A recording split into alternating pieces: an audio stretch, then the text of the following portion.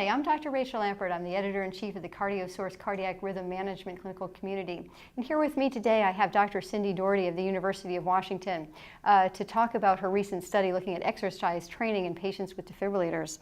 Dr. Doherty, what was the impetus for the study? So thank you for asking. We were very interested in finding out whether patients who have defibrillators and have a variety of different cardiovascular diseases could achieve levels of aerobic fitness like regular athletes and also confer cardiovascular benefits from exercise the same as a normal person would with a normal heart. So we designed a clinical trial to test an aerobic fitness intervention that's delivered in the home setting for people who have defibrillators over an 8-week period of time. And what we found in the study was that individuals who have defibrillators, just like all the rest of us, can achieve an excellent level of aerobic conditioning, physical fitness, without really suffering any defibrillator shocks, any more hospitalizations or adverse events. So what specifically were the events that you were looking at? So we were really interested in knowing first if they can achieve a certain level of aerobic fitness, and we found statistically important improvements in exercise versus those who did not exercise. But also we found that individuals who exercised had fewer shocks, defibrillator shocks, than those who did not, although not statistically significant at our first time point. They had the same number of hospitalizations, and they had no more ATPs, cardiac arrhythmias, and they didn't experience any heart failure from aerobic conditioning. Well, that's great news for patients with ICDs. What do you think are the take-home messages for patients, for physicians?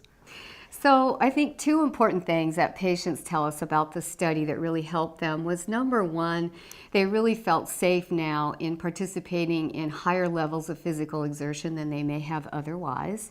The second thing is they really appreciated learning how to use equipment to monitor their heart rate at home so they could feel like they were safe.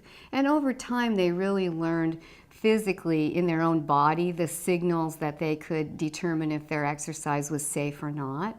And so it really encouraged them to be able to do higher levels of exercise than they may have otherwise.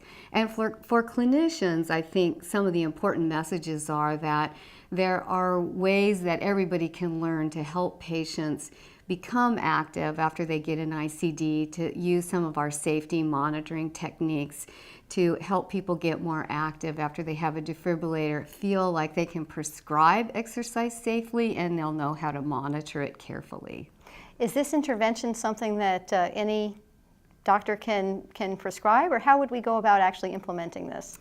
So what we're doing right now is a translation study. So we took all of our materials and put them together in a package so that they could be easily used by clinicians.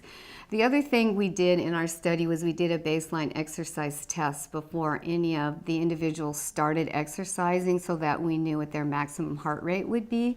And under a supervised environment, we would be able to tell if they were going to have any serious arrhythmias. So our recommendations really would be that people who have an ICD who are really serious about exercise get a baseline exercise test, and that prescriptions are made based on the exercise test for levels of exertion.